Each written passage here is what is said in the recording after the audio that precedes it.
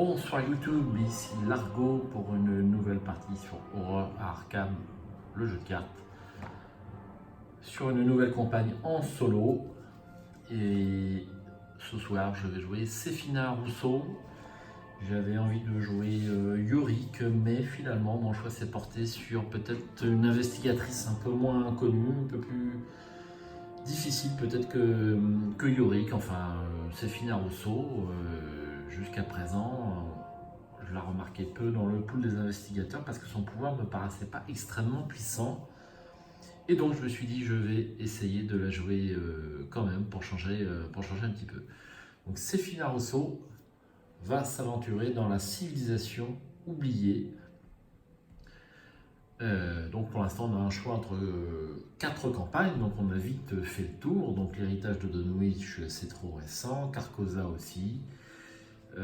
J'ai décidé de rejouer la civilisation oubliée que je joue actuellement à 2 joueurs. Donc c'est encore un petit peu chaud et j'avais envie de réessayer parce que c'est quand même la dernière campagne complète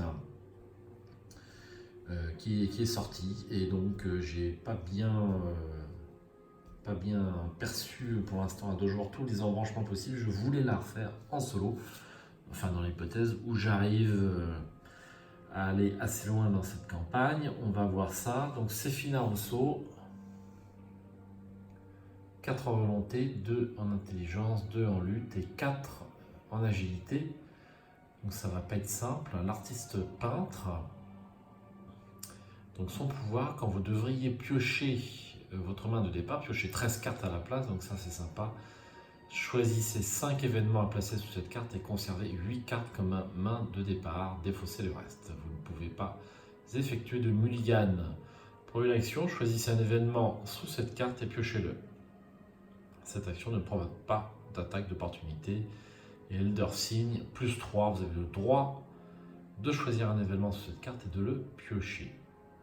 5 points de vie et 9 points de santé mentale. Donc le deck, carte truand de niveau 0 à 5, carte neutre de niveau 0 à 5, carte mystique de niveau 0 à 2. Donc avec ça, il va falloir trouver des solutions pour enquêter et des solutions pour combattre, puisque ces 2 compétences de base sont ces 2 chiffres les plus faibles. Donc je ne sais pas trop ce que ça va donner, mais j'ai le mérite d'essayer, tout au moins. Depuis son plus jeune âge, Séphina réalise de superbes peintures qui attirent le regard des gens. Lorsqu'un collectionneur parisien la découvrit en visitant Tahiti, il lui proposa de devenir son mécène si elle acceptait de peindre des imitations. Son œil vif et son geste sûr étaient parfaits pour cette tâche, et Séphina trouva l'art de la contrefaçon plus intéressant que ce qu'il imaginait. Son dernier travail lui a été commandé par un étranger anonyme aux poches bien pleines qui lui a demandé de recréer le paysage d'une étrange cité extraterrestre. Dès qu'elle eut apporté la touche finale, elle fut précipitée dans le monde du tableau. Elle parvint de justesse à survivre à cette épreuve et finit par s'évanouir d'épuisement. Quand elle se réveilla dans sa galerie, elle sut que tout avait été réel. Voilà, donc la campagne, elle est là. On n'a pas encore la boîte renouveau, donc j'ai trouvé cette boîte-là pour caser la campagne. Le deck rencontre est prêt. Donc une contrée sauvage, c'est le premier scénario. Je vais lire l'introduction. Donc cette vidéo est la première que je tourne après la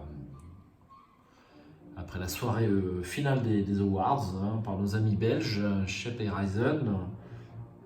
Et donc ils m'ont posé quelques questions sur ce qui m'avait fait entamer les vidéos sur YouTube sur ce jeu. Il y a un élément que j'ai oublié, c'est que lorsque vous jouez devant YouTube et que vous lisez les différents textes d'ambiance, le texte du scénario, ça c'est encore plus immersif que lorsque vous faites des scénarios, je dirais sans YouTube, puisque vous êtes forcé par définition de décrire un petit peu les cartes, les scénarios, les textes, et quand vous jouez seul, sans YouTube, on ne le fait pas forcément. Donc, pour tout vous avouer, j'ai fait un petit scénario d'entraînement avec mon deck Séphina Rousseau, et effectivement, on ne prend plus la peine le temps de lire les différents textes lorsque vous faites ces scénarios d'entraînement. Et moi, ça me manque un peu. Hein. Chaque fois que je joue une campagne, j'aime bien lire en totalité l'ensemble des textes, même si on les connaît. Par ailleurs, j'ai constaté que lorsqu'on jouait un scénario que l'on connaissait bien, on avait tendance à ne pas relire les cartes, à relire un petit peu la mise en place diagonale, et on peut oublier davantage de choses si on ne relit pas l'ensemble des choses. Donc ça, le côté immersif des choses lorsqu'on joue devant YouTube, eh bien, il est bien présent par ces relectures. Je trouve qu'ils sont importants. C'est un petit peu égoïste, mais ça me pousse aussi à jouer donc sur YouTube pour mon plaisir personnel aussi.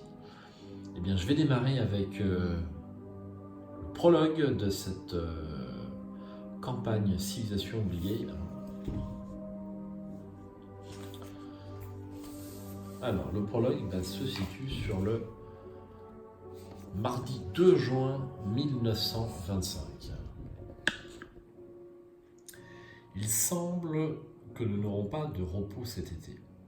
Alors si cette introduction vous pèse un petit peu parce qu'elle est assez longue sur Civilisation oubliée, eh bien vous qui visionnez cette vidéo, vous n'hésitez pas à faire avance rapide. Vous avez la possibilité de le faire si vous la connaissez par cœur.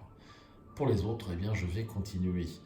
Aujourd'hui, j'ai rencontré mon vieil ami Harlan Hearthstone, chercheur en histoire à l'université Miskatonic. Il disait avoir un travail à me confier, mais je ne savais honnêtement pas à quoi m'attendre. Harlan m'a présenté l'un de ses collègues, Alejandro Vela, un historien célèbre de l'autre côté de la frontière sud. Monsieur Vela est diplômé d'une prestigieuse université de Mexico et a passé de nombreuses années à étudier l'Empire aztèque. Il prétend avoir trouvé des preuves de l'existence d'une cité-État aztèque encore inconnue, appelée Esli. Mais ces découvertes, aussi étranges qu'inédites, n'ont pas été prises au sérieux par l'université et il est devenu un paria auprès de ses pairs. Alejandro est venu à Arkham dans le but de rassembler des fonds pour monter une expédition afin d'explorer les forêts tropicales du sud du Mexique où reposent, selon lui, les ruines encore inviolées de l'Altepetl d'Esli. Sa description des origines de la cité-État défie nos connaissances actuelles sur l'histoire de l'Amérique précolombienne.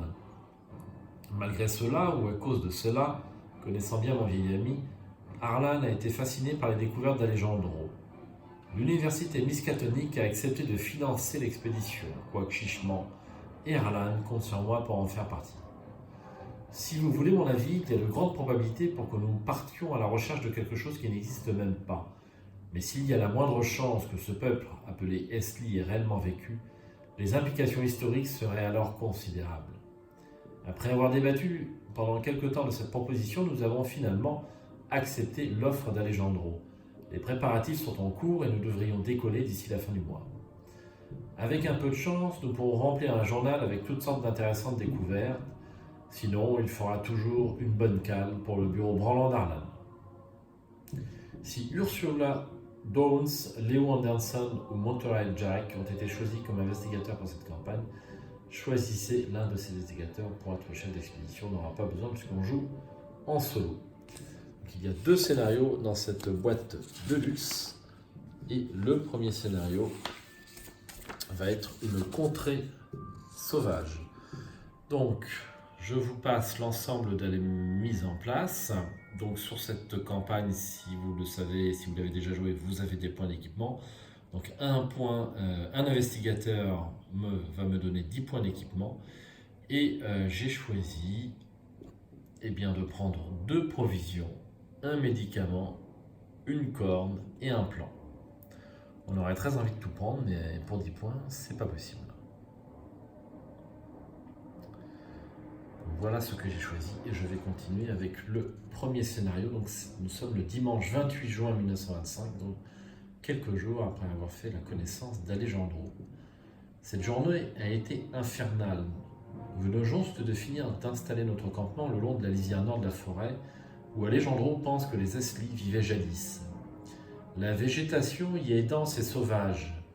Le ciel est caché par le couvert des arbres, mais je peux deviner, au son que fait le vent, que des nuages orageux s'amoncellent là-haut.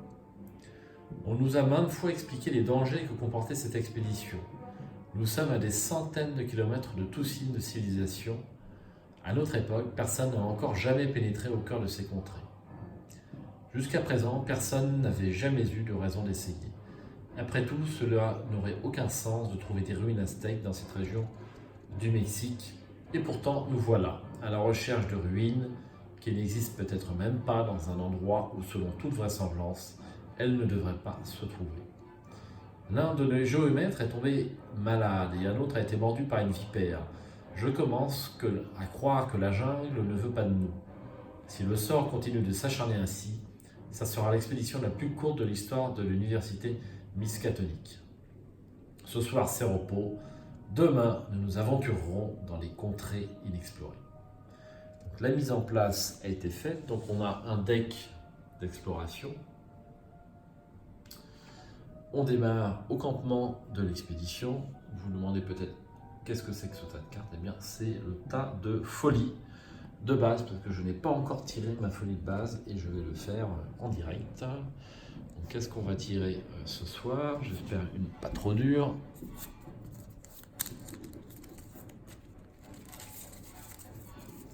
Alors, on va prendre la carte du dessus du paquet.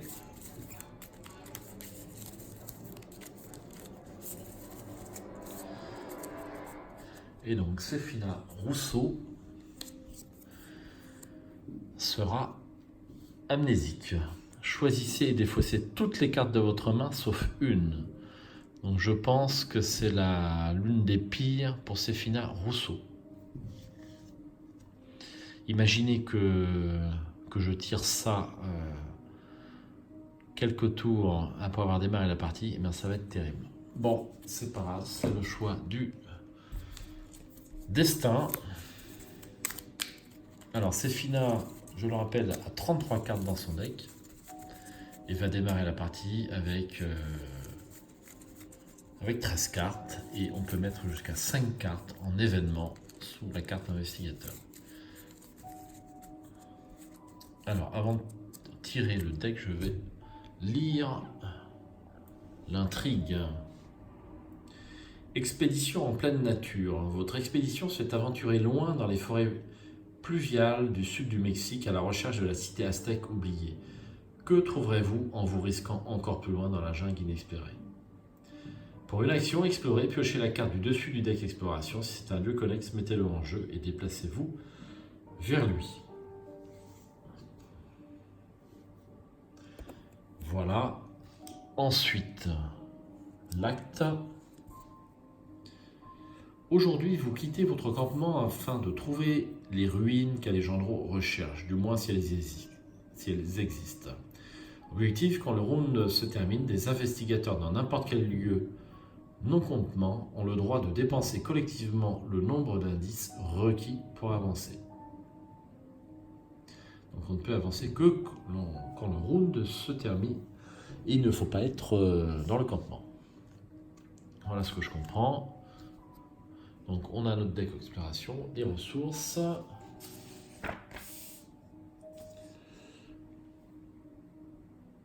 Alors je rejette un petit œil sur la règle. Donc je vous rappelle que sur le deck exploration, j'ai mélangé 5 traîtrises à 5 lieux jungle. Donc en explorant, je peux tomber sur des traîtrises.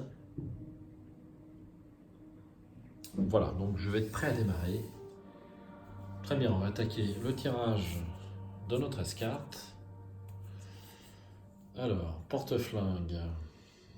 Si ce test de compétence est réussi lors d'une tentative d'évasion, la prochaine fois que l'ennemi auquel on a échappé subit des dégâts à ce tour, infligez-lui un dégât supplémentaire. Il faut être sacrément ivre pour oser s'en prendre au bagnole.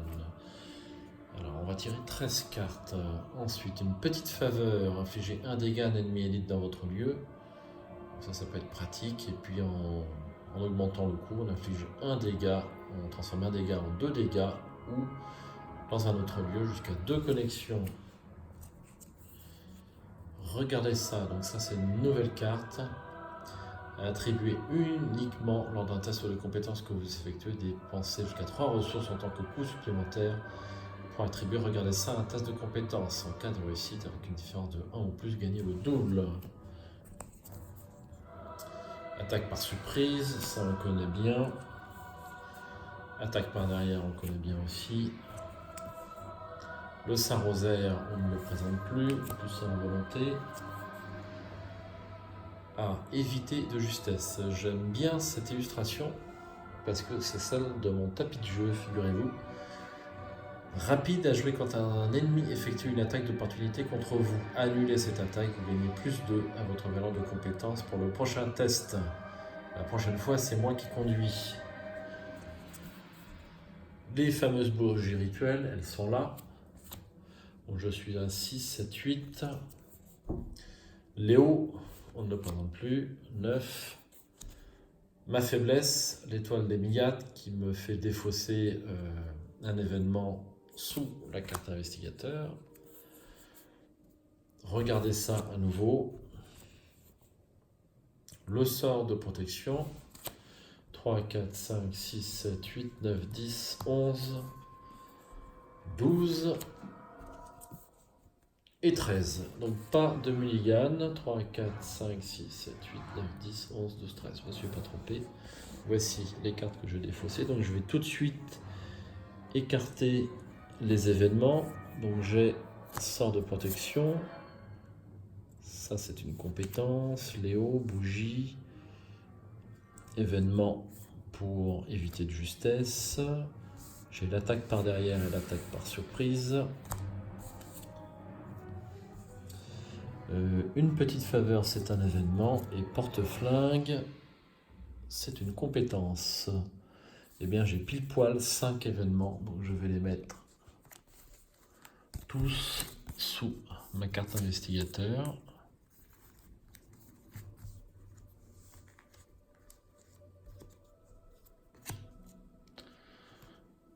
Voilà, on va faire comme ça. Donc, je tiens à les conserver bien sous le nez parce qu'en fait, il faut prendre garde de ne pas les oublier. Donc, je conserve toutes les autres cartes. Donc, c'est filer ressources, c'est pas un gros pouvoir, mais quand vous démarrez avec 8 cartes au lieu de 5, c'est pas pareil quand même. C'est pas pareil. Donc, voilà mes 8 cartes. Donc, étoile des Yad, je mélange.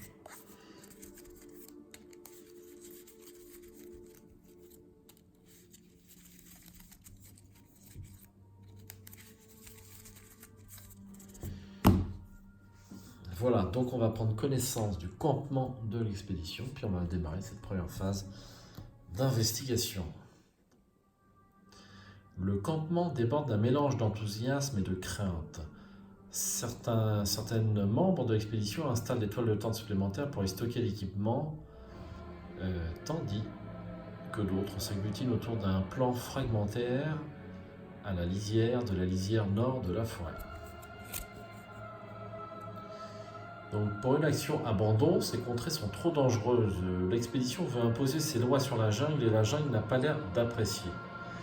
Pour une action, vérifiez votre équipement. Si vous possédez un plan et c'est le cas, regardez les 3 cartes du dessus du deck exploration. Placez-en une en dessous et les 2 autres au-dessus dans n'importe quel ordre. Allez, phase d'investigation.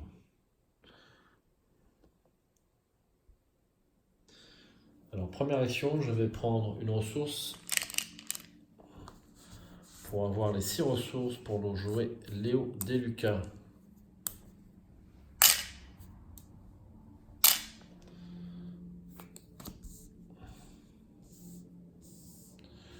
Deuxième action, je vais explorer. Donc ça se situe sur les cartes intrigue. Je vais piocher une carte, mais je vais utiliser l'action d'abord du campement puisque j'ai un plan. Vérifiez votre équipement. Si vous possédez un plan, regardez les 3 cartes du dessus du deck exploration. On va remélanger un petit coup. Et on va prendre 3 cartes.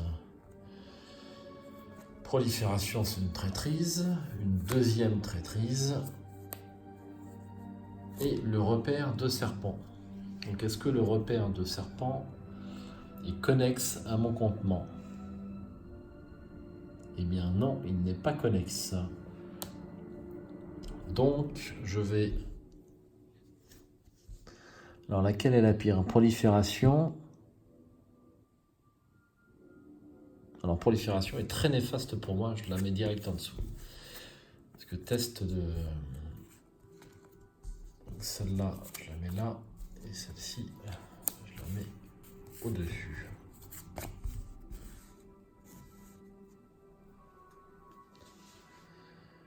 Donc ça, c'était ma troisième action. Il me reste une quatrième action. Et bien, je vais répéter l'opération du campement d'expédition. Donc une. Les deux premières, je les connais par définition. Et perdu dans la nature.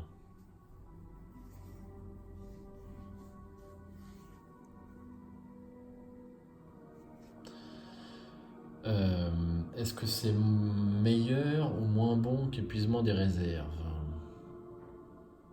Ouais, épuisement des réserves, je suis bien, les gars, hein, c'est pas la mort.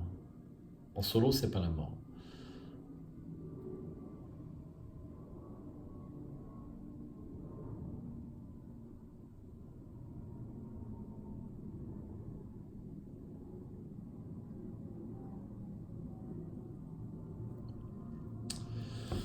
Bon, allez, je vais mettre celle-là en dessous. Et je laisse ces deux-là sur le dessus. À jouer pour ces finas. Phase ennemie, on n'en a pas. Et une première phase d'entretien. Sixième sens. Donc me voilà avec 8 cartes et une ressource. Ensuite, une fatalité et une carte rencontre. Aïe, gardien Esli.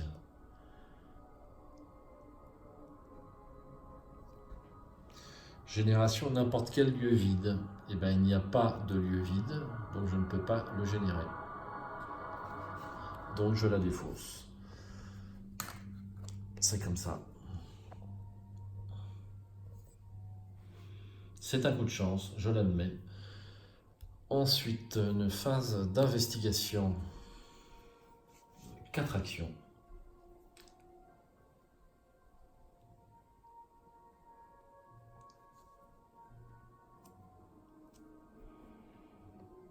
Alors,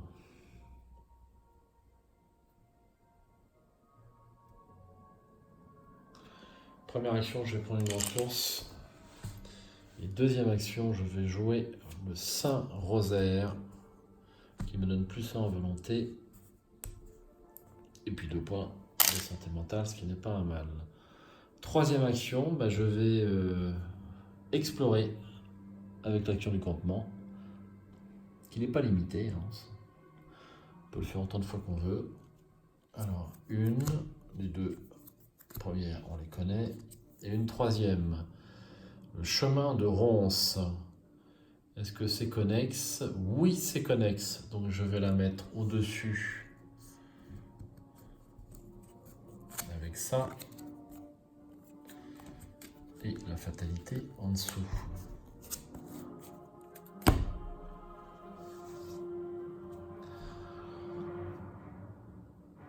Alors en fait, en étudiant le plan, je pourrais continuer d'étudier et reprendre un lieu connexe. Et ça me fait perdre du temps.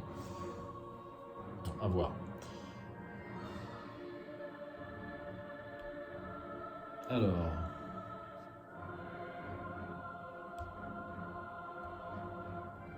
Est-ce qu'il me reste une action? J'ai un doute, j'ai pris une ressource, j'ai installé le Saint-Rosaire. Et ensuite, j'ai exploré, il me reste une action.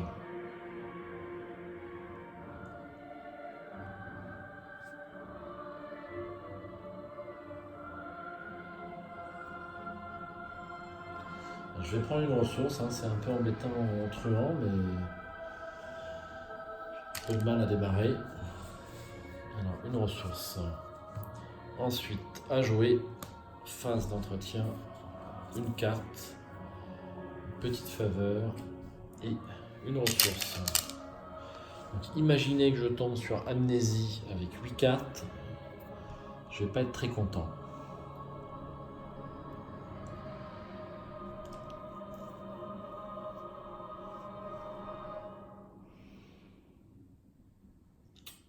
Une fatalité. Et perdu dans la nature. Effectuez un test de volonté à 3 en cas d'échec, subissez une erreur pour chaque point manquant et ajoutez perdu dans la nature à votre zone de menace. Vous ne pouvez ni vous déplacer ni explorer. À la fin de votre tour, défausser perdu dans la nature.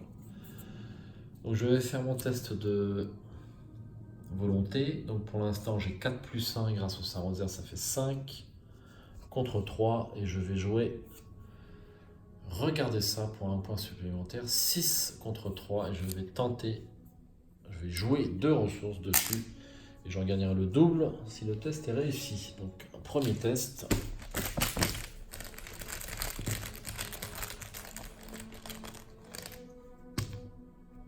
Zéro, c'est réussi. Et donc je gagne 4 ressources. Je me précipite dessus.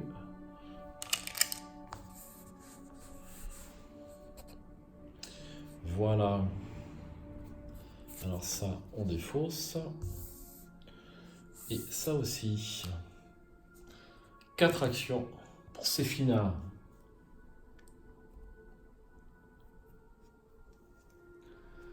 Alors, première action, je vais jouer 6e sens pour 3 ressources pour pouvoir enquêter. Donc je rappelle que 6e sens utilise la volonté au lieu de l'intelligence pour enquêter. Et si un symbole spécial est révélé, j'ai le droit de choisir un lieu révélé connexe et j'enquête désormais dans ce lieu comme si j'y étais. Je choisis l'un ou l'autre. Ensuite, deuxième action, je vais jouer les bougies rituelles pour 1. Alors, faut pas que j'oublie, j'ai un sort de protection, ça peut servir ça.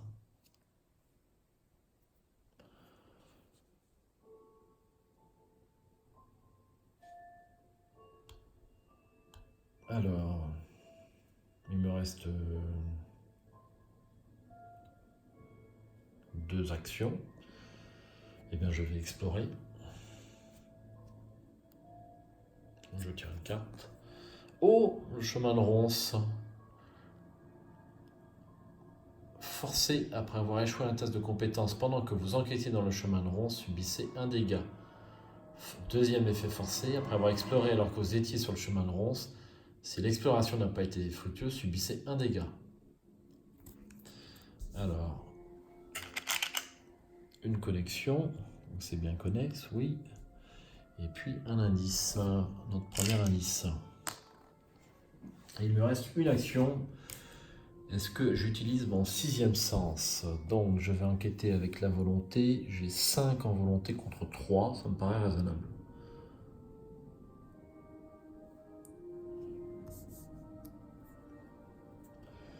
Allez. 5 contre 3 pour une première enquête. 0. Un indice. Pour l'instant, ça se déroule pas mal. J'ai pas fait de mauvais tirage. À jouer. Pas d'ennemis. Entretien. Flétrissement. Et une ressource. Fatalité. Et rencontre.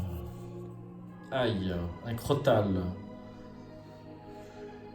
Forcez, après que l'attaque du crotal vous afflige au moins de dégâts, si vous n'êtes pas empoisonné, mettez en jeu dans votre zone de menace une faiblesse empoisonnée mise de côté.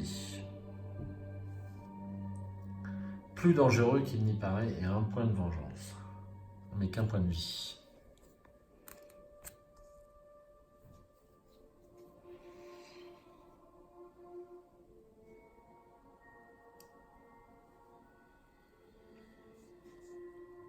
Alors j'oubliais, je me suis déplacé automatiquement ici. On a évité le misplay de peu. Enfin, vous avez compris puisque j'ai pris l'indice. Alors, qu'est-ce qu'on va faire avec ce crotal? 4 actions pour m'en débarrasser.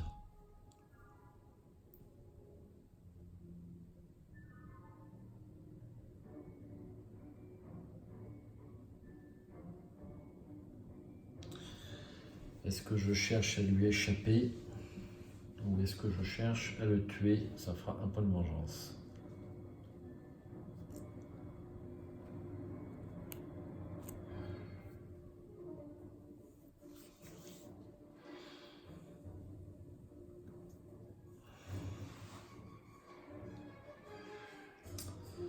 Choix cornélien. Je vais être obligé de le tuer quand même, ça va être trop compliqué.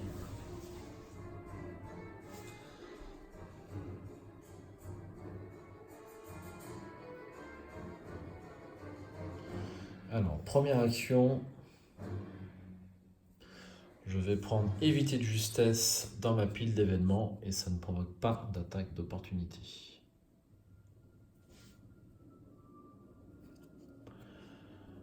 Deuxième action, je vais prendre une ressource.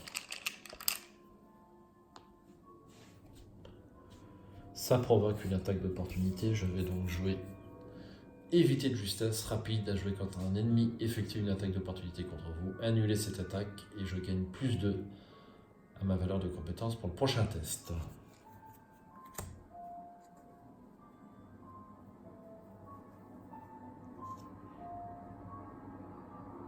Alors, est-ce que j'ai le temps de tout jouer? J'ai pris la carte.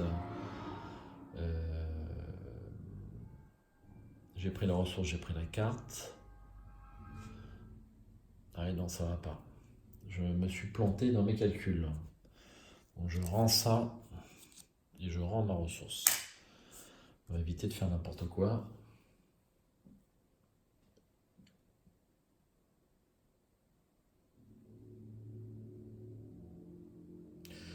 J'ai tenté l'échappement, tout bêtement, à 4 contre 3.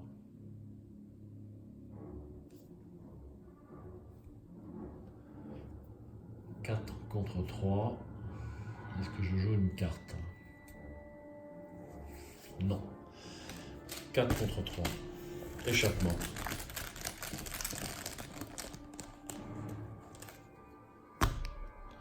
Zéro. Ben, je ne tire que des zéros. C'est super. Donc c'est échappé.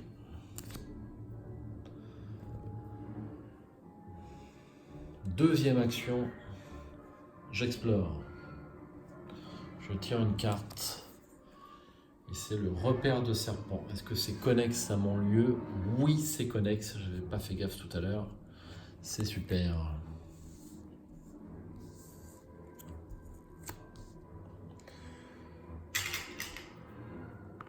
Alors, est-ce qu'il est connexe au campement? Le repère, non. Je m'y déplace et c'est ma deuxième action. Il y a 2 indices ici.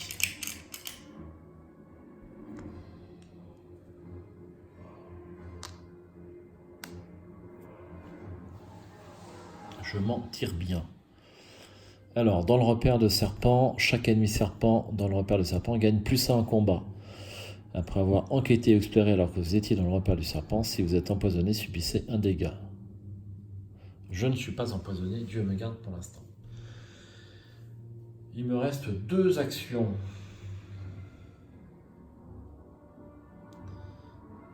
Eh bien, deuxième action, je vais enquêter.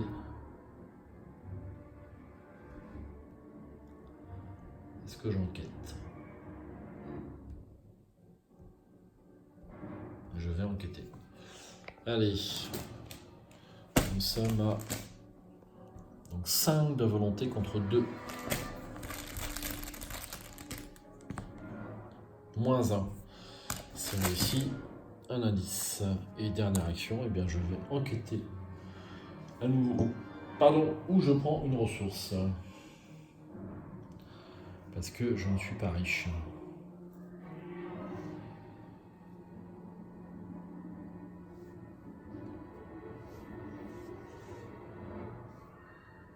Je vais prendre une ressource. Je n'ai pas de solution de combat pour l'instant, donc c'est quand même super dangereux. À jouer. Face des ennemis, il n'y en a pas, enfin, il ne bouge pas. Donc celui-ci se redresse. Une carte imperméable et une ressource. Une fatalité. Et une 4 rencontres. La voie de la jungle. Mettez en jeu voie de la jungle dans votre zone de menace. À la fin de votre tour, si vous n'avez pas exploré fructueusement, subissez une horreur. Effectuez un test de volonté à 3. En cas de réussite, défaussez voie de la jungle. Bien. 4 actions pour Séphina. Donc, première action, je vais jouer le flétrissement parce que je veux absolument avoir une solution de combat. 3, 4 charges.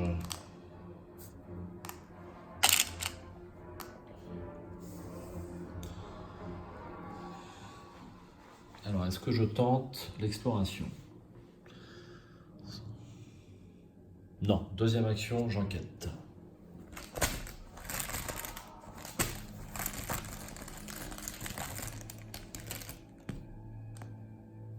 Jeton crâne, moins X. X est le nombre de points de vengeance dans la pile de victoire. Il n'y en a pas.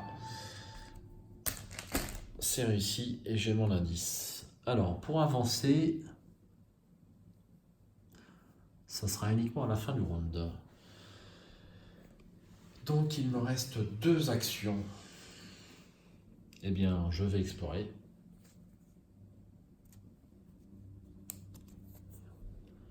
Les gorges du fleuve.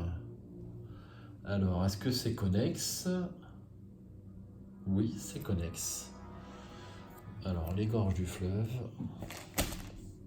On va le mettre ici. L'exploration se déroule pas mal. Je m'en tire bien. Donc, c'est connexe avec le repère de serpent. Mais c'est également connexe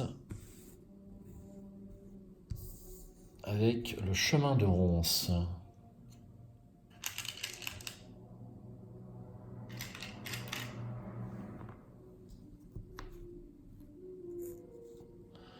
Voilà.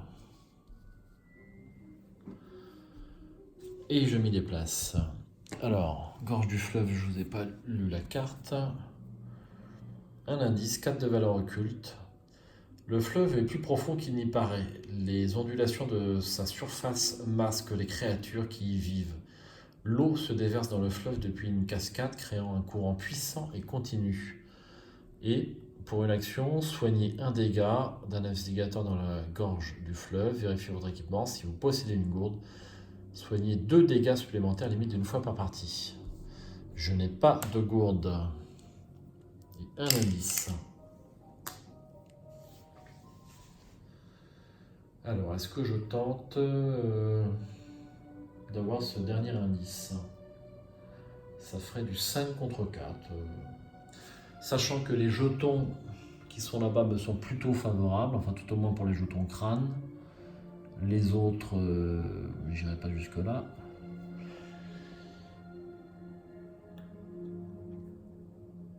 Allez, 5 contre 4.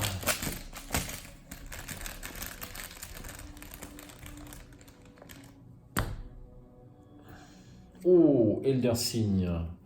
Donc ça, c'est plus 3 et j'ai le droit de prendre une carte.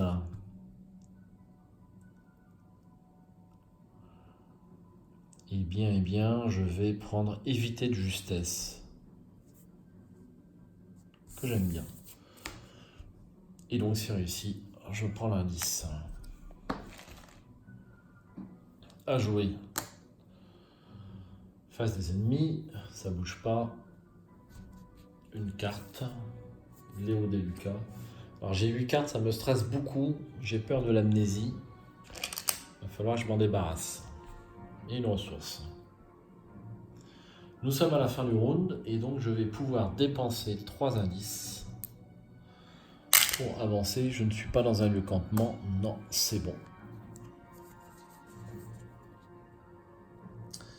Alors que vous explorez la jungle dense, vous vous retrouvez soudain nez à nez avec quelques autochtones. À première vue, ils ressemblent à des guerriers d'une cité-État Aztèque.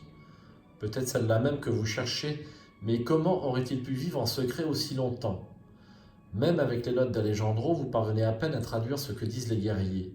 Vous comprenez juste qu'ils vous qualifient d'intrus et vous implorent de quitter immédiatement la jungle. Vous essayez de leur expliquer que vous êtes à la recherche de Esli, ce qui les fait murmurer et discuter entre eux. Finalement, l'un des guerriers s'adresse à vous dans un espagnol rudimentaire. Ishtaka saura quoi faire de vous, intrus. Il souffle dans un ocarina ouvragé en argile, produisant un son strident qui résonne à travers la jungle. Les guerriers disparaissent aussi vite qu'ils sont arrivés.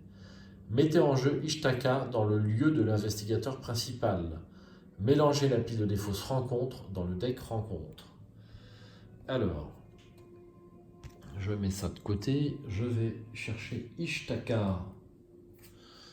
Voici Ishtaka, la protectrice des Esli. Humanoïde, Esli et élite. Elle a alerte et riposte. Discussion, effectuez un test d'intelligence à 4 pour convaincre Ishtaka que vous n'êtes pas son ennemi. En cas de réussite, placez un indice de la réserve de pions sur elle. En cas d'échec, si Ishtaka est redressée, elle vous attaque. Alors ça, c'est pas bon pour moi. Parce que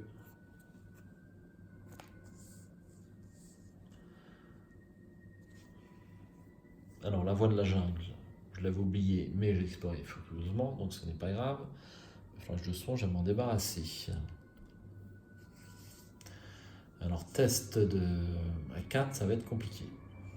Ensuite, je mélange les malheureuses cartes.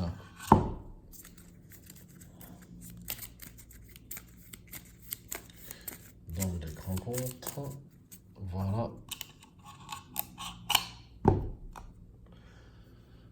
Et ensuite, je passe à l'intrigue suivante. L'acte suivant, pardon. Je n'ai pas confiance en eux, s'exclame Alejandro. Sitôt les Stone hors de portée. Ils ont l'intention de nous tuer, pas de nous aider. Si vous pensez que cette Ishtaka va nous aider à trouver les ruines, grand bien vous en fasse, mais je refuse de la suivre. Vous sentez l'inconfort et la confusion dans la voix d'Alejandro. Vous pouvez tenter de parler à Ishtaka ou suivre le conseil d'Alejandro et vous frayer un passage jusqu'aux ruines d'une manière plus offensive. Si Ishtaka est vaincu, avancez. S'il y a un indice par investigateur sur Ishtaka, placez-la dans la pile de victoire et avancez. Ah. Alors, on va continuer, on va mettre ceci et on va tirer une carte. Perdu dans la nature, effectuez un test de volonté à 3. En cas d'échec, subissez une horreur pour chaque point manquant et ajoutez perdu dans la nature à votre zone de menace. Vous ne pouvez ni vous déplacer ni explorer. Forcez à la fin de votre tour, défausser perdu dans la nature. Donc test de volonté à 3, j'ai 5 grâce au Saint Rosaire. Est-ce que je joue une carte pour passer à 6? Moi ce qui m'inquiète c'est mon test d'intelligence tout à l'heure.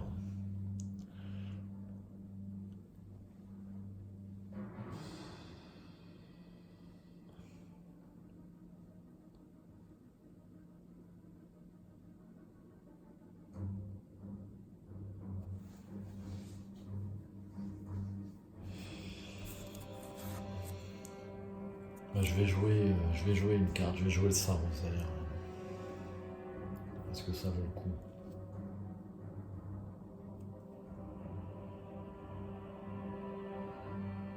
De toute façon, je vais ni me placer ni explorer à ce tour-là, ça c'est clair. Je vais pas jouer de carte, c'est même pas la peine. Allez, 5 contre 3. Elder Sign, je peux encore prendre une carte ici. C'est pas mal. Je vais prendre le sort de protection, ce qui m'amène... Alors, ce qui m'amène à 9 cartes. Donc ça, c'est réussi.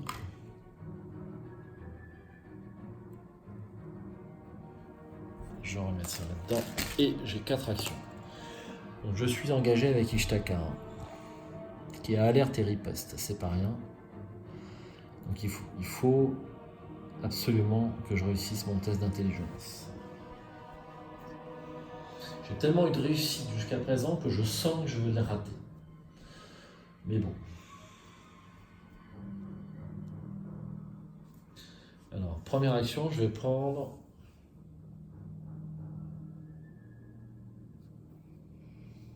J'ai peut-être une chance de tomber sur ce qu'il faut. Je vais prendre une ressource.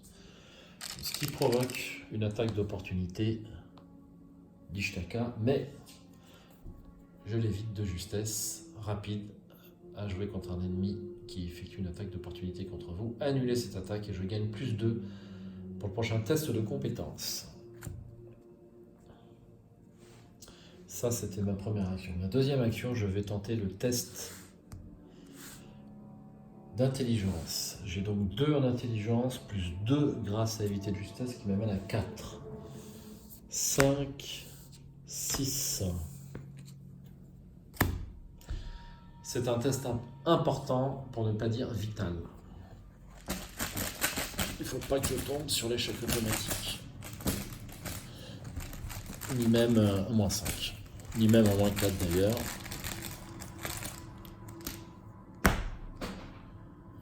Aïe, moins 2. Ouf, c'est... Oui, je ne me trompe pas, c'est moins 2. Si vous êtes empoisonné, échouez automatiquement à ce test. Je ne suis pas empoisonné. Nom de Dieu. C'est réussi. Et donc, je place un indice de la réserve d'indices dessus. Il y a un indice exactement sur Ishtaka. Je peux avancer l'acte. Si Ishtaka avait un indice sur elle, c'est le cas. Intéressant, vous n'êtes donc pas ici pour faire couler le sang. Pour Ishtaka avec une inflexion interrogative dans la voix. Vous êtes ébahi par son anglais impeccable. Souvenez-vous que Ishtaka ouvre la voie, ajoutez un pion cultiste à la réserve du chaos pour le reste de la campagne. Mélangez les 3 lieux ruines mis de côté dans le deck exploration et avancez à l'acte 3A à la recherche des ruines.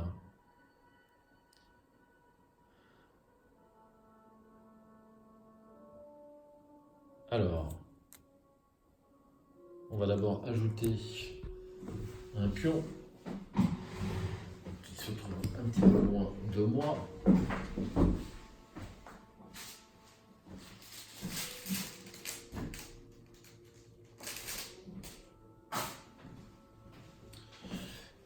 Et un pion que je rajoute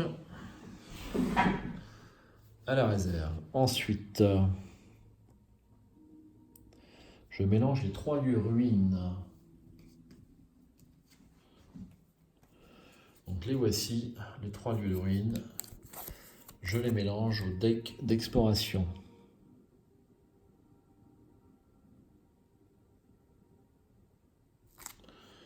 Qui est encore bien épais, hein.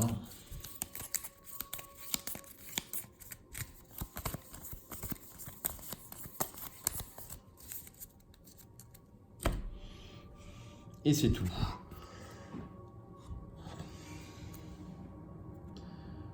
Alors,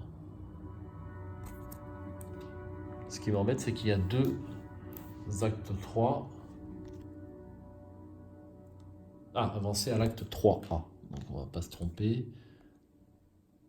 J'ai 2 fois les 3A, donc ça doit être autre chose. À la recherche des ruines. Donc celle-là, on s'en débarrasse, on ne garde que celle-ci.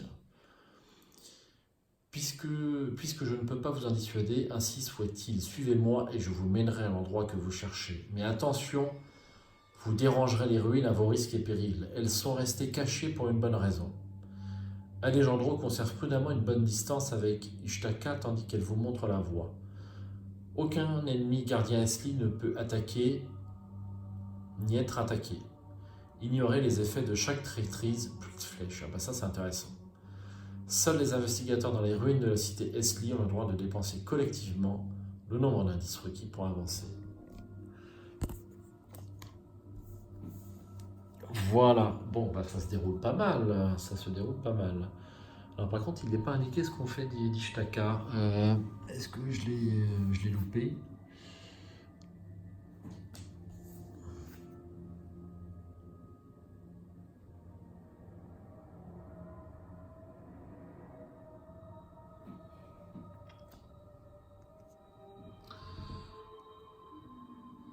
Alors, j'ai un petit doute. Qu'est-ce que je fais d'Ishtaka? J'ajoute à mon deck. Il reste avec nous.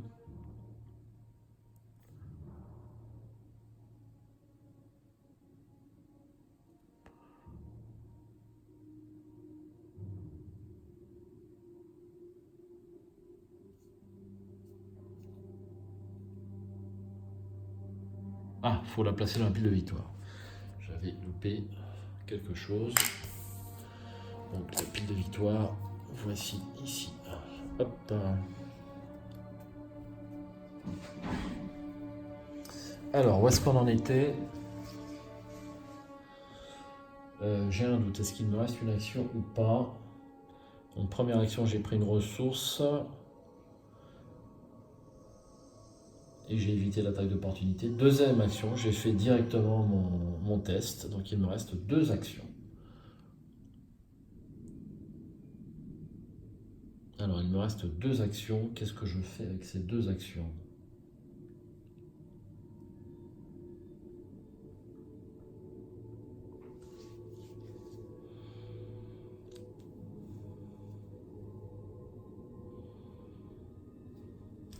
Alors une action, je prends une ressource.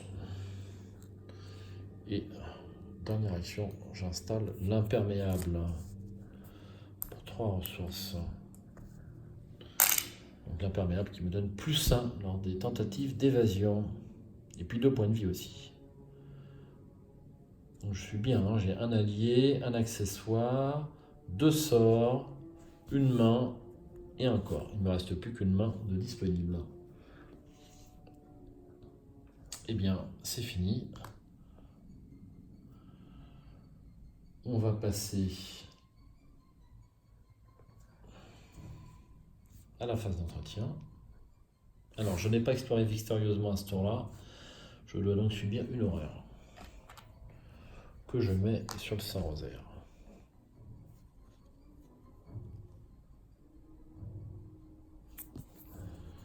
Le monde peint et une ressource.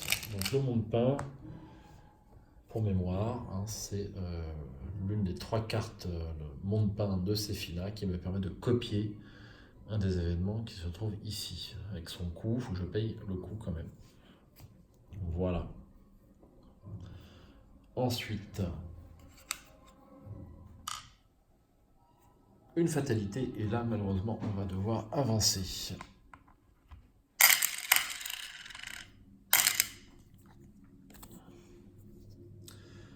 Après des heures d'exploration et de vaines tentatives pour cartographier les environs, vous vous rendez compte que quelque chose vous observe et épie le moindre de vos mouvements. Vous apercevez les silhouettes de grandes créatures symportines qui rampent dans les broussailles alentours. Vous tentez de faire demi-tour, mais les créatures vous encerclent totalement, sifflant de tous les côtés. Soudain, plusieurs formes jaillissent des broussailles. Des êtres de la taille d'un homme, mais au corps de serpent et aux bras munis de lances et de couteaux dentelés. Les créatures sont sauvages et vous attaquent avec férocité. Vous parvenez à vous enfuir, mais pas à vous départir de l'impression d'être épié. Vous avez survécu à cette rencontre, mais vous voilà confronté à une dure réalité. Vous êtes sur le territoire de créatures qui défient votre imagination. Mélangez la pile de défausse rencontre et le set de rencontre agent de Yig dans le deck God de rencontre. Chaque investigateur effectue un test de volonté à 3. Chaque investigateur qui échoue résout ce qui suit dans l'ordre. Si vous êtes empoisonné, subissez un dégât et une horreur. Si vous n'êtes pas empoisonné, mettez en jeu dans votre zone de menace une faiblesse empoisonnée mise de côté. Alors, on va faire tout ça. Donc, le set agent de Yig, il est ici. Donc, on le rajoute au deck rencontre. Et on mélange tout ça. Essayez de bien mélanger parce que je ne voudrais pas qu'elles arrivent toutes d'un coup. Ça serait quand même embêtant.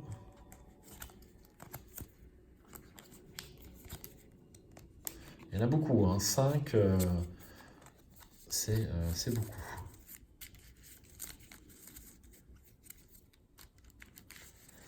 Ça doit bien être 1/5 ou 1/4 du paquet. Donc on va très rapidement tomber sur les agents de Yig.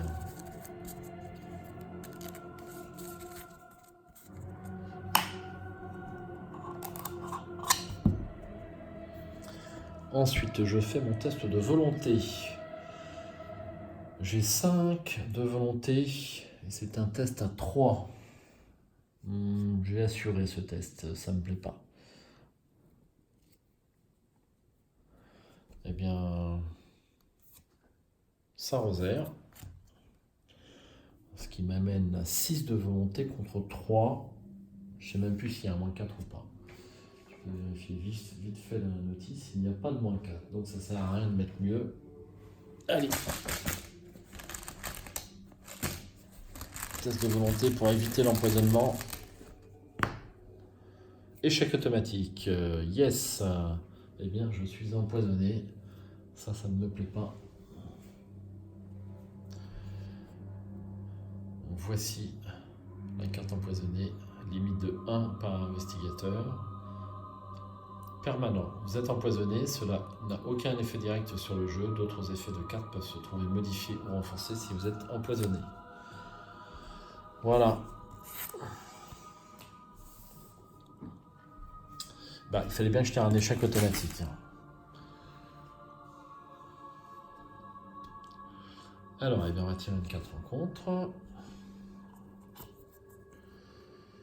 Perdu dans la nature. Effectuez un test de volonté à 3 en cas d'échec. Subissez une horreur pour chaque point manquant et ajoutez perdu dans la nature à votre zone de menace. Vous ne pouvez ni vous déplacer ni explorer. Alors, eh bien, à nouveau, 5 contre 3.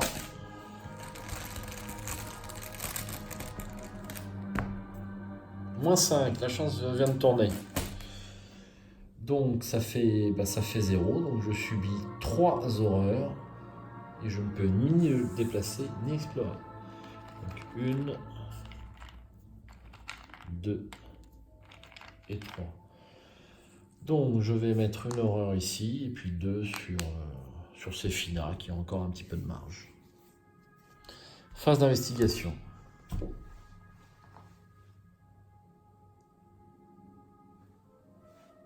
Alors, je vais d'abord me débarrasser de Voix de la Jungle. Et donc, je fais un test de volonté à 5 contre 3 à nouveau.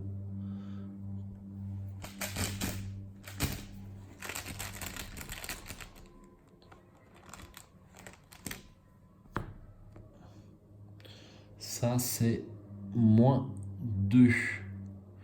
Si vous êtes empoisonné, échouez automatiquement à ce test à la place. Eh bien, je vais échouer. Je recommence.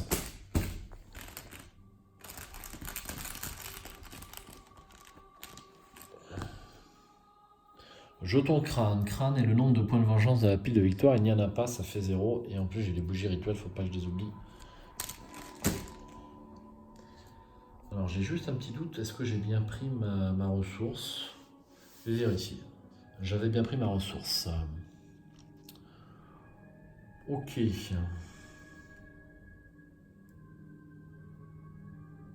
Alors, deuxième action. Eh bien, je vais retenter. Troisième action, je vais retenter.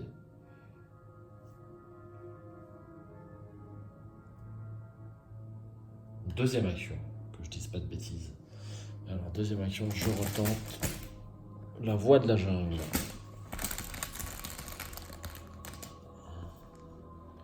+1, c'est réussi, je m'en débarrasse. Ensuite, troisième action, j'explore.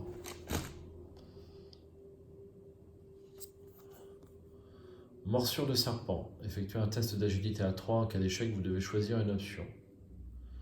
Infligez 5 dégâts à un soutien allié que vous contrôlez. Subir 1 dégât direct.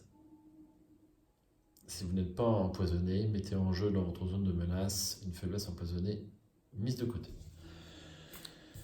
Alors, test d'agilité à 3. Est-ce que je joue une carte?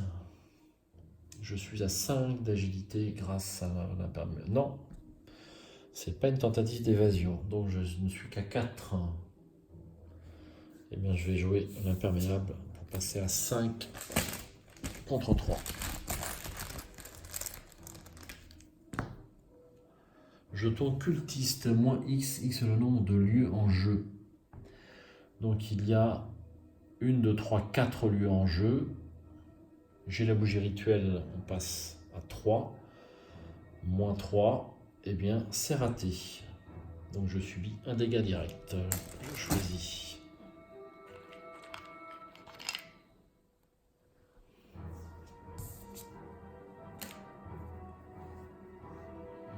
Ensuite, dernière action, eh bien, je vais continuer à explorer parce qu'il faut que j'avance.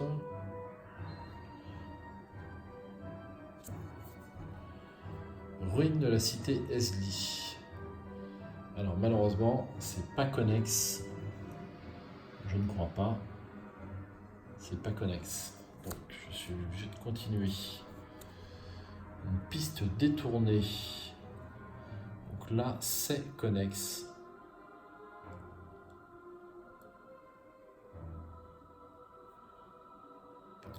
C'est connexe. Alors, on va installer tout ça. Donc, est-ce que c'est connexe à autre chose? La piste détournée. Le repère de serpent, non. Le campement, non plus. Le chemin de ronce, non plus. C'est bon. Alors, j'en mélange tout ça.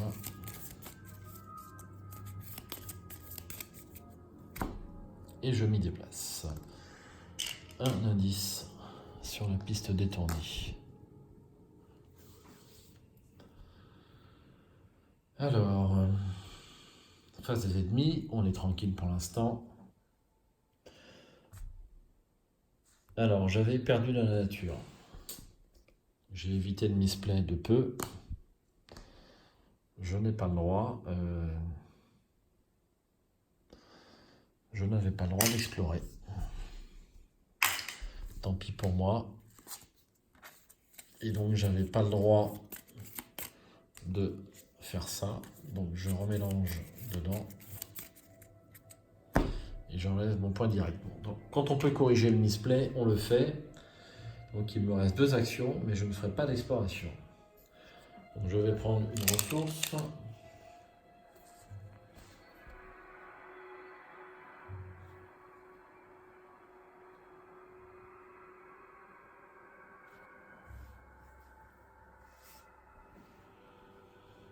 Et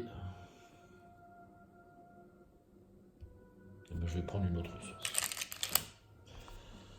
Ça c'est fait et je me débarrasse de ça. À jouer une carte, 6e sens et une ressource. Ensuite une fatalité et une carte rencontre. Malédiction de Yig. Mettez en jeu la malédiction de Yig dans votre zone de menace. Vous perdez -1 en combat, c'est pas très grave. -1 en vie et gagnez le 13 serpent. Effectuez un test de volonté à 2. La difficulté de ce test augmente de 1 pour chaque point de vengeance dans la pile de victoire. En cas de réussite, défaussez malédiction de Yig. Est-ce que ça vaut le coup? Je m'en débarrasse. Ça me fait perdre -1 de vie. Pour l'instant, ça vaut même pas le coup. Mais je vais peut-être quand même m'en débarrasser. Alors, 4 actions. Je vais tenter de me débarrasser de la malédiction de Yig pour pouvoir jouer un Regardez ça. Donc je vais parier 3 ressources sur ce test et je gagnerai le double si je réussis. Je suis crâneur. Donc je passe en volonté à 5. 4 plus 1, 5. Plus 1, 6. Contre 2.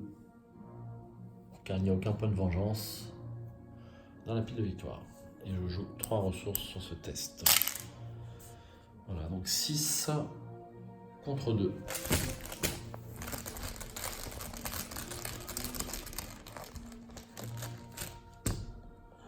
Plus 1. Je gagne 6 ressources. 2, 4 et 6. Et ça, je défausse. Et je défausse la malédiction de Yi. Première action, ça.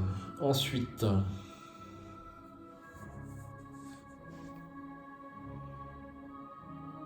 Eh bien, je vais explorer, puisque maintenant je peux le faire. Donc, je vais bien remélanger.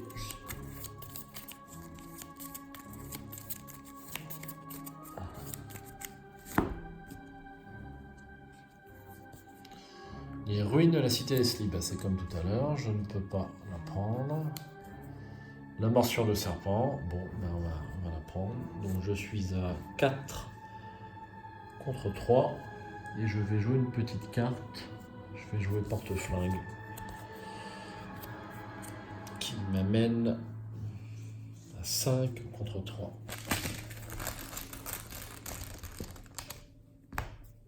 Jeton crâne. 0. Pas de point de... C'est bien de ne pas avoir de point de vengeance. C'est important même, je dirais. Ok. Donc ça, c'était ma deuxième action. Troisième action. Eh bien, je vais à nouveau explorer.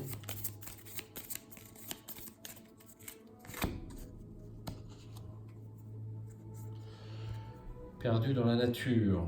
Effectuer un test de volonté à 3 en cas d'échec, subissez une horreur pour chaque point manquant et ajoutez perdu dans la nature entre zone de menace. Alors ça, je connais. Vous ne pouvez ni vous déplacer ni explorer, donc ça m'arrangerait de réussir le test. Donc je suis à 5 de volonté contre 3. Et je vais jouer le monde peint qui me donne plus 2 en volonté. Ce qui m'amène à 7 contre 3. Donc même avec le jeton cultiste, je m'en sors. 0. C'est bon. Quatrième et dernière action, eh bien je vais continuer à explorer. Et là, nous avons encore une traîtrise. Attachez cette carte à votre lieu, limite de 1 par lieu. Vous ne pouvez pas explorer dans le lieu attaché. Effectuez un test. Effectuez un test de combat à 4 pour vous frayer un chemin à travers les broussailles ou un test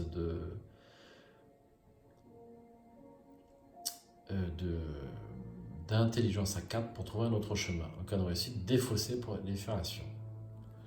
Alors là, ça va me poser problème pour ce test puisque j'ai rien dans ces compétences.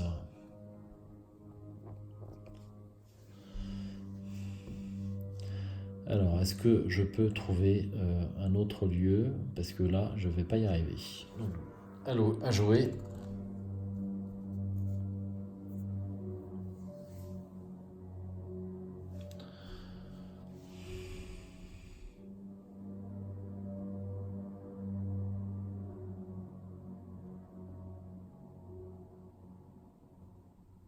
À jouer. Phase des ennemis, c'est bon. On va continuer avec Amnésie. Eh bien, je n'ai plus que 2 cartes. Ça, c'est bien.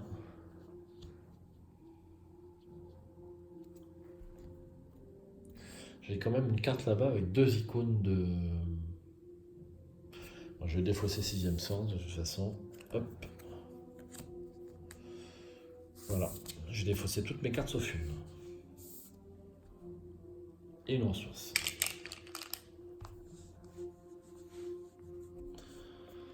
Ensuite, alors est-ce que je tente le test de lutte à 4 contre 4? Ça me paraît assez risqué.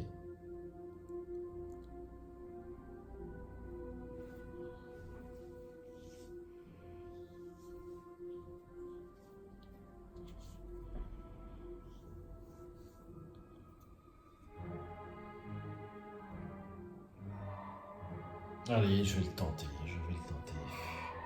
Si j'y arrive pas, je m'en vais. Donc 2 points de lutte, plus 2, ça fait 4. Et je vais tenter de me frayer un chemin dans la jungle. 4 contre 4.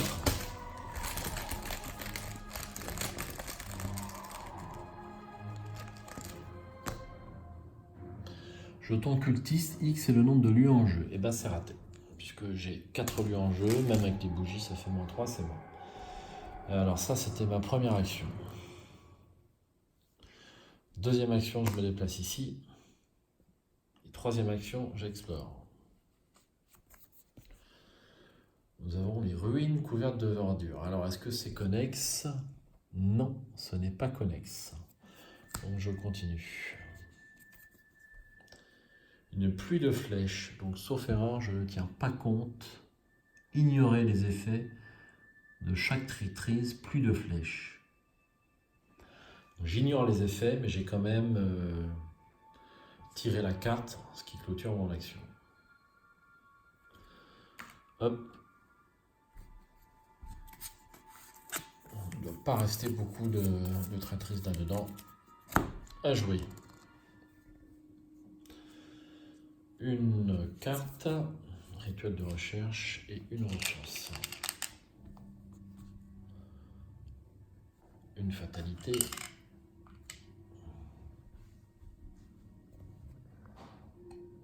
Et un rejeton de Yig. Une créature serpentine dotée de bras couverts d'écailles portant une armure et des armes primitives. Plus 1 de points de combat pour chaque point de vengeance. Il n'y en a toujours pas. Mais par contre, je suis dans le repère des serpents. Et donc, il gagne plus 1 en combat. Il a 3 en combat. C'est beaucoup. Alors.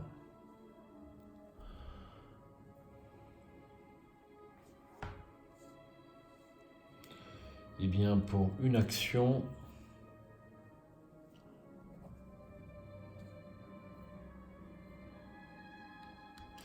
Est-ce que je le combats? J'ai pas franchement besoin de le combattre.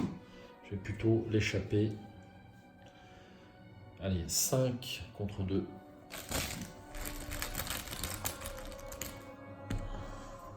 Échec automatique. Il n'a pas alerte. Je recommence en deuxième action.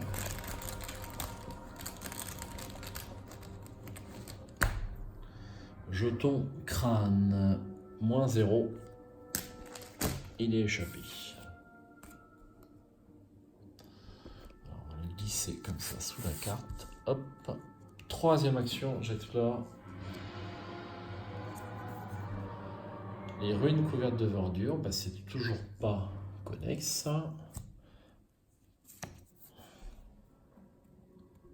Encore une traîtrise. Vous devez décider, bah, je vais perdre 2 ressources, vu ce que j'ai. Ça me gêne pas trop. Et dernière action, eh bien je continue à explorer.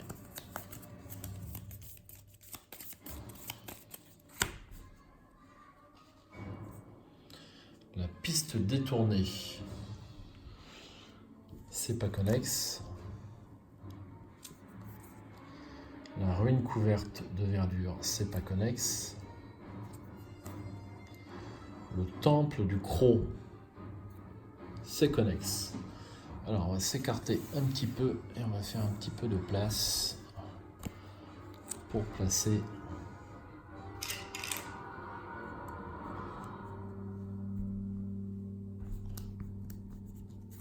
comme ça. On va remélanger.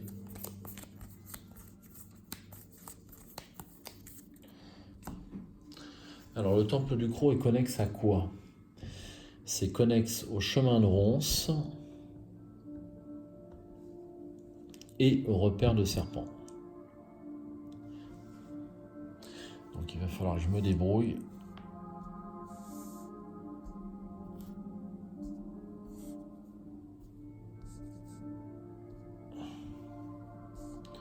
Alors on va faire comme ça plutôt. Hop.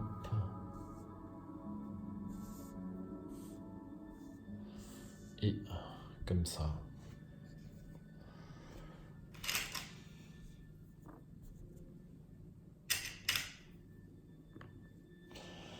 À jouer. Alors, on va prendre connaissance de cette carte. Le temple du croc. Une antique pyramide à degrés bâtie en pierre blanchâtre s'élève juste au-dessus de la canopée.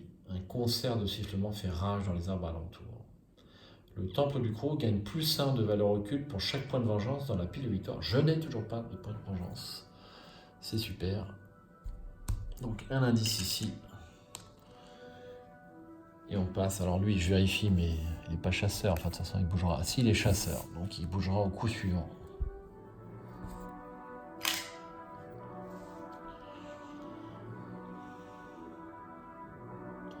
Je ne serai peut-être plus là au coup suivant. Alors, une carte. Un cran. Et une ressource. Une fatalité. Antique fléau, on connaît bien. Une fatalité supplémentaire. Alors, 4 actions pour ce final. Première action, j'enquête avec 6e sens, 5 de volonté contre 2.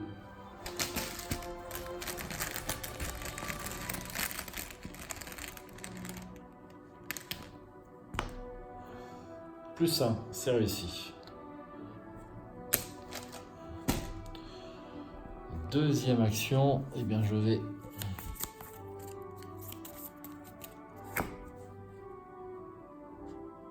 explorer.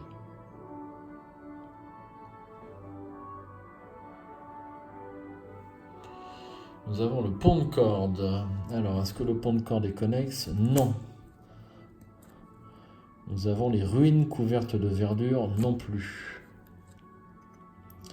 La piste détournée non plus.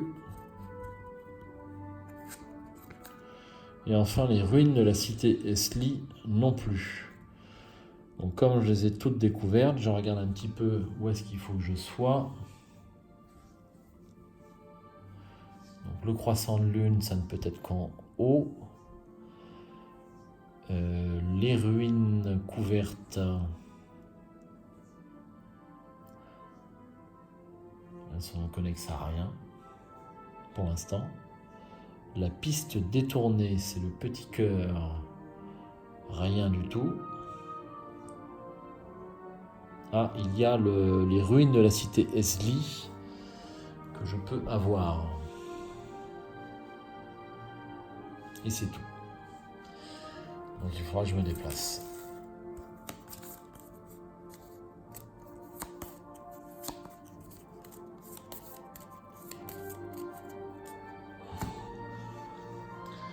Donc ça, c'était la deuxième action. Alors lui s'est redressé. Un petit oubli. Lui s'est redressé.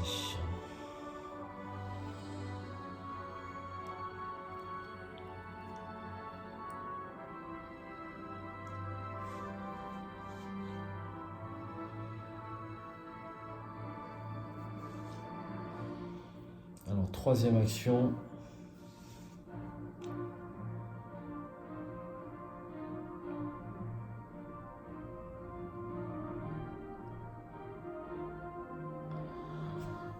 Troisième action, ben, je vais tirer une carte.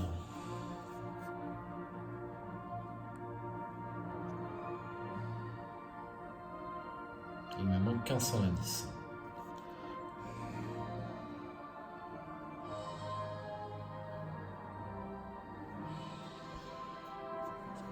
Une carte et j'ai loup solitaire et je retire une carte. Éviter de justesse.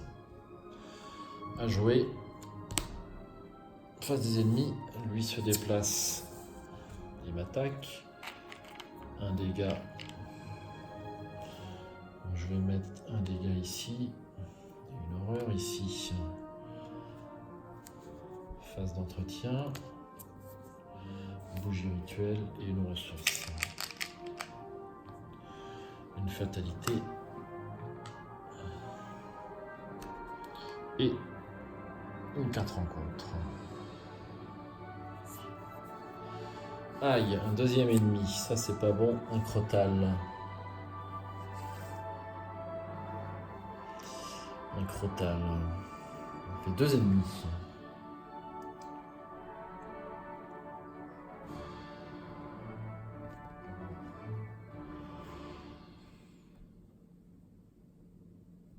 Bien.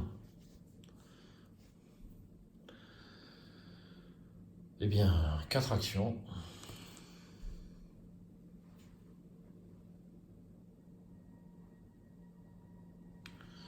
Alors, première action, je prends attaque par derrière pour la mettre dans ma main. Ça ne provoque pas d'attaque d'opportunité. Deuxième action, je joue attaque par derrière pour attaquer avec l'agilité au lieu de la lutte. J'ai donc en agilité, je n'ai que 4. Le bonus de l'imperméable ne s'applique pas. 4 et je veux attaquer le rejeton de Yig. Donc 4 contre 2. Est-ce que je joue un icône? Oui, je vais jouer un icône ici. 5 contre 2.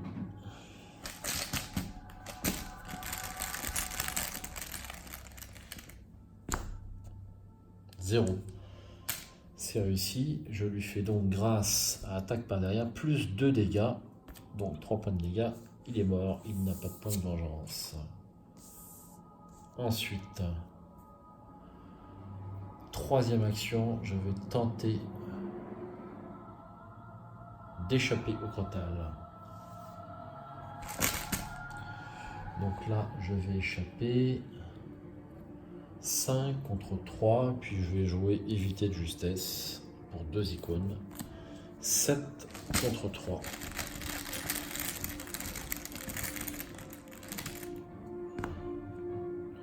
Réussite. Est-ce que je prends une carte ici? Oui, je vais prendre celle-là. Hop. Et c'est réussi, il est échappé.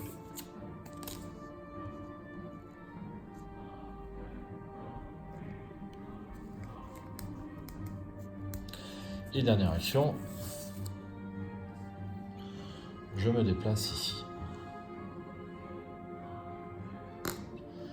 À jouer, face des ennemis, ça bouge pas, phase d'entretien, on redresse le crotal et on tire une carte et une ressource. Alors combien de ressources? 6, 8, 10 ressources. Si j'avais Dario Della-Mine, j'aurais +1, mais je ne l'ai pas pris dans le deck.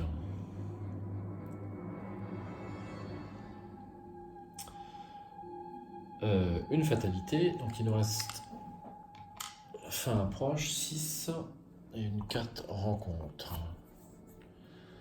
Voie de la jungle, mettez en jeu voie de la jungle dans votre zone de menace. À la fin de votre tour, si vous n'avez pas exploré fructueusement à ce tour, subissez une horreur. On connaît. 4 actions pour Séphina. J'explore. La piste détournée, c'est pas connexe. Je vérifie toujours pas de me tromper. Le pont de corde, ça n'est pas connexe. Les ruines couvertes de verdure, ce n'est pas connexe. Et les ruines de la cité Esli, c'est connexe. Les statues de serpents sculptées dans le calcaire entourent le temple central et vous toisent d'un air inquiétant. Forcé, après avoir échoué à un test de compétence pendant que vous enquêtiez dans les ruines de la cité Esli, piocher la carte du dessus du deck rencontre. Ce n'est pas rien. 2 indices sur les ruines de la cité Esli. Et je m'y déplace et j'ai exploré.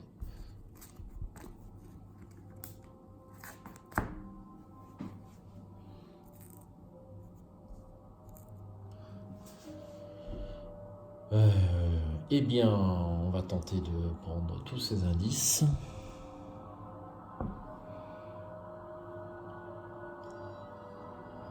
Pour avoir 2 points de victoire. Alors, j'enquête toujours avec Sixième sens. Donc j'utilise la volonté, 5 de volonté contre 3. Et je vais jouer un cran pour éviter de rater. Donc je passe à 7 de volonté contre 3.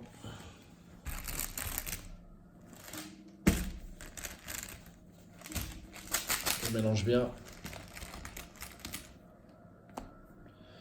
Jeton crâne, X étant le nombre de points de vengeance. Et un jeton qui est là-bas, je ne vais pas le refaire parce que ça m'était défavorable. Hop. Enfin, j'avais oublié de remettre le Elder Sign. Donc, un indice.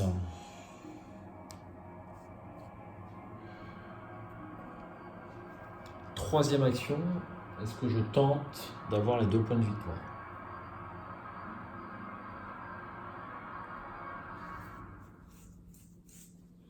Ça vaut le coup quand même.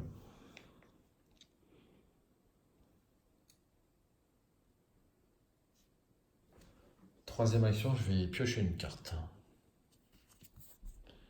Dextérité, ça ne va pas me servir. Et quatrième action, je vais tenter l'enquête. Enfin, le sixième sens toujours. Et je vais jouer bougie rituelle pour avoir plus ça. Ce qui m'amène à 6 contre 3.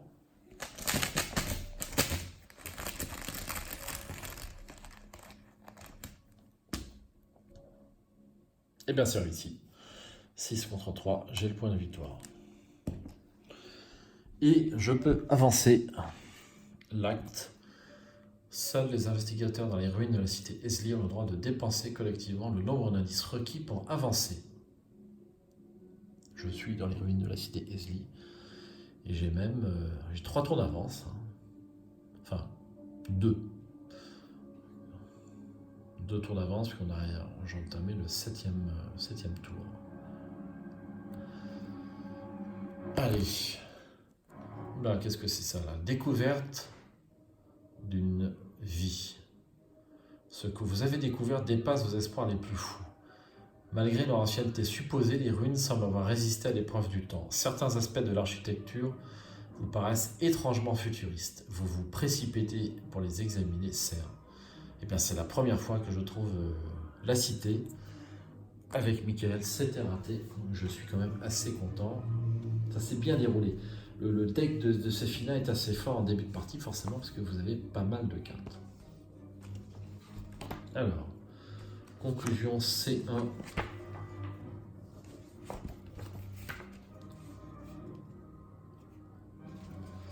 Alors, c'est le jeudi 2 juillet 1925. Je crois qu'on est parti le 22 juin, ou le 26, donc quelques jours après. Après de nombreuses heures passées à explorer, nous avons enfin découvert les ruines qu'Alejandro cherchait. Mais nous n'étions guère préparés à ce que nous avons rencontré dans la forêt.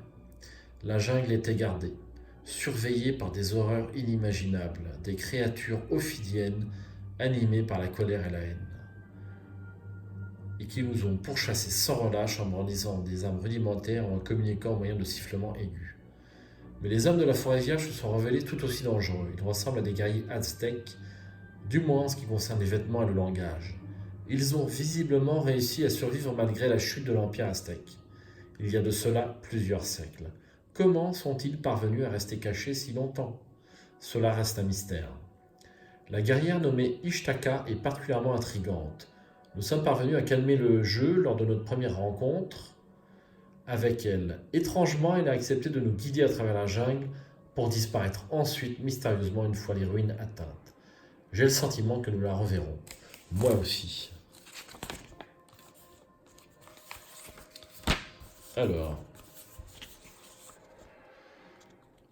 Alejandro n'était pas d'accord avec notre décision de faire confiance au guerrier Esli. Il a décidé de rester au camp jusqu'à nouvel ordre, gêné qu'il est de leur présence. Je pensais qu'il serait avide d'en apprendre plus sur eux, mais j'imagine que cette découverte est déconcertante, même pour un esprit aussi ouvert que le sien. Je suppose qu'il a le droit d'être suspicieux, rien ne tourne rond dans cette expédition. Nous avons déplié la route qui mène à ce qu'Alejandro croit être le temple principal. Nous avons peu de temps pour nous reposer. Les créatures serpentines ont l'air de vouloir nous arrêter. Nous ne pouvons donc pas nous attarder plus que nécessaire. Bientôt, nous entrerons dans les ruines afin de découvrir quel secret se cache à l'intérieur. Dans votre carnet de campagne, indiquez que les investigateurs se sont frayés un chemin jusqu'aux ruines de la cité Esli. Dans votre carnet de campagne, indiquez qu'Alejandro a choisi de rester au campement. N'ajoutez pas Alejandro Vela au deck d'un investigateur. Dans votre carnet de campagne, indiquez que les investigateurs ont gagné la confiance d'Ishtaka. Dans votre carnet de campagne, sous la mention colère de Yig, inscrivez un trait pour chaque point de vengeance dans la pile de victoire. Faites attention à la colère du père des serpents, car sa fureur vous poursuivra à l'avenir. Chaque investigateur reçoit un total de points d'expérience égal à la somme des valeurs X des cartes qui se trouvent dans la pile de victoire. Bien, alors nous avons 2 pour Ishtaka, nous avons 2 pour les ruines de la cité Esli, nous avons 1 pour le repère de serpents et 2 pour le temple du Croc. C'est pas mal. Donc ça fait 7 points. On se croirait presque à la zélatrice. 7 points de victoire, c'est bien. J'espère que je n'ai pas fait trop d'erreurs sur cette partie, il ne me semble pas, mais bon. On verra ça plus tard. Le deck a pas trop mal tourné. Je me suis même pas servi d'efflétrissement. Ce qui est quand même assez étonnant. Et le fait de s'enfuir et de ne pas tuer les serpents est très important en fait. Il faut vraiment s'en préoccuper. Bon, j'ai eu de la chance sur un test. C'est Ishtaka. Si je ratais ce test-là, j'étais mal parce que je ne pouvais pas faire un autre essai avec autant de... avec du bonus. Donc là, c'est vrai que ce test-là, pour moi, était critique. J'ai une tenue élégante, mais je ne l'ai pas tiré. Je ne l'ai pas tiré. Très très bon scénario. Je me suis vraiment beaucoup amusé, comme au vestibule. Je m'en lasse pas, c'est terrible. C'est terrible, c'est vraiment passionnant. C'est vraiment passionnant. Puis quand on réussit, parce qu'on ne réussit pas souvent, on est plutôt content. Du moins en ce qui me concerne.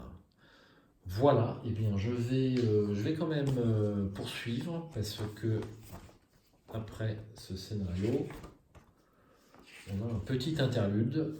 Ce sont les nuits agitées. Alors, vérifiez votre équipement. Chaque investigateur possédant un duvet lit sommeil réparateur, les autres lisent sommeil agité. J'ai à peine dormi au cours des nuits passées dans la jungle. Un étrange brouillard envahissait le campement chaque soir, le plongeant dans un froid intense et singulier. Mon sac de couchage offrait quelques protections contre les éléments, mais nous n'étions pas préparés à affronter des conditions aussi surnaturelles. Mouches et moustiques bourdonnaient à mes oreilles chaque fois que je m'apprêtais à m'endormir. Même lorsque je trouvais enfin le sommeil, le rampement d'un insecte ou d'un lézard sur mon visage me réveillait aussitôt. Je gage que je ne vais pas beaucoup dormir durant ce voyage. Vous subissez un traumatisme physique ou mental. Eh bien, pour Séphina, ça sera évidemment un traumatisme mental. Vérifiez votre équipement. Les investigateurs doivent rayer collectivement une unité de provision par investigateur pour chaque unité de provision qu'ils ne peuvent pas rayer. Choisissez un investigateur qui lit épuisement des vivres. Donc moi, j'ai une provision, je vais la rayer. L'investigateur principal doit choisir un investigateur pour être le guetteur du groupe. Ensuite, cet investigateur vérifie son équipement. S'il possède des jumelles, il lit des formes dans les arbres, sinon des yeux dans les ténèbres. Je n'ai pas de jumelles. Chaque nuit, j'étais épié. Je ne me sentais pas seulement observé, je pouvais réellement voir des yeux briller dans l'obscurité autour du campement. Des yeux jaunes qui me scrutaient, vigilants, l'arme au poing. J'étais prêt à défendre le campement si nécessaire. Lorsque nos yeux ont fini par se croiser, les ténèbres se sont emparées de mon cœur. Vous subissez un traumatisme mental, ça m'en fait 2. Ça défile avec Séphina. Vérifiez votre équipement. Chaque investigateur possédant des médicaments a le droit d'enrayer une unité de son équipement pour choisir une faiblesse empoisonnée du deck de n'importe quel investigateur et l'en retirer. Chaque investigateur qui possède encore une faiblesse empoisonnée dans son deck lit le poison se propage. Eh bien, je vais utiliser le médicament que je possède. Je ne vais donc pas subir un traumatisme physique. Effectivement, c'était très agité. Eh bien, le scénario suivant, c'est le fléau des Esli.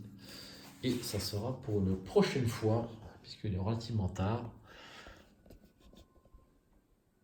pour moi ici. Donc, il va être temps de vous laisser après ce premier scénario de campagne.